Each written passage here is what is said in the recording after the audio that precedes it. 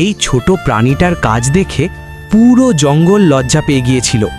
আর আজ এই গল্পটা তোমার চোখও ভিজিয়ে দিতে পারে।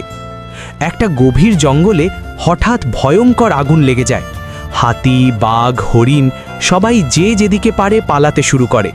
ঠিক তখনই দেখা যায় একটা ছোট্ট কাঠবেলালি নদী থেকে মুখে করে এক ফোঁটা পানি এনে আগুনের দিকে ছুটছে, বারবার বারবার। হাতি হেসে বলে, তুই কি পাগল? তোর এক ফোঁটা পানিতে আগুন নেভাবে? কাঠবেড়ালি শান্ত গলায় বলে, আমি জানি আগুন নেভাতে পারবো না, কিন্তু যখন সবাই পালাচ্ছে তখন চেষ্টা করাটা আমার দায়িত্ব। এই কথা শুনে পুরো জঙ্গল চুপ হয়ে যায়।